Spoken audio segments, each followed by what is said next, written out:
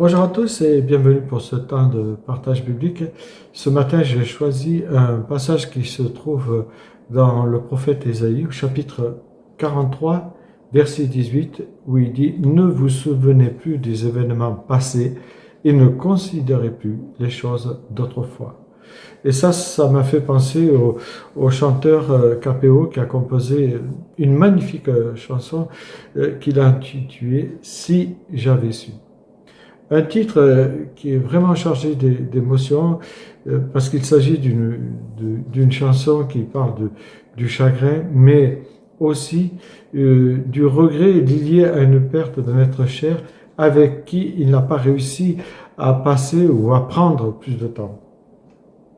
Avec ce titre, on est sûr des vérités qui sont très fortes euh, dans sa chanson qu'il a composée, et une de ses paroles de ses chants, quelques-unes de ses paroles plutôt de ses chants, où il dit « Si j'avais su, en partant ce soir-là, si j'avais su que le temps n'attend pas, si j'avais su que c'était la première fois que je te voyais pour la dernière fois. » Faut pas qu'on les conserve, nos mots.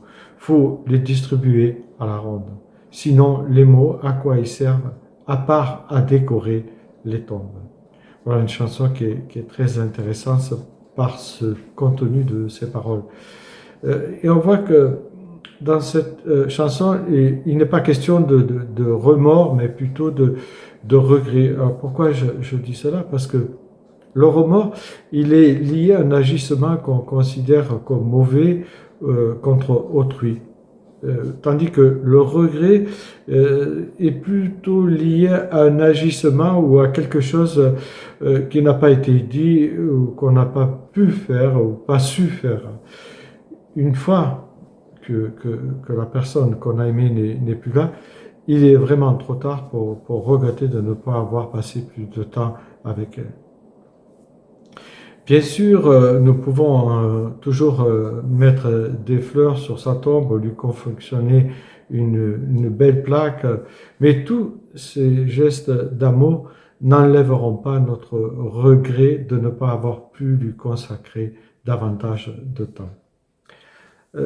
Quand on réfléchit bien et quand on se pose un peu, on se dit que ce temps que l'on n'a pas su offrir à une personne de son vivant, on finit malgré tout par lui consacrer lors de ses funérailles, puisque nous sommes présents.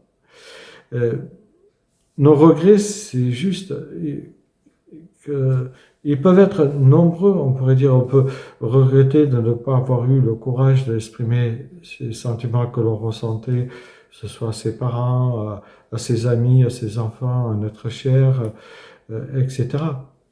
On peut regretter de telles choses. On peut aussi regretter de ne pas avoir maintenu le lien avec ses amis d'enfance pendant la retraite, alors qu'ils résidaient pas très loin de chez nous. Ça, c'est encore un exemple. Et peut-être que vous-même, vous ressentez du regret par le temps gâché,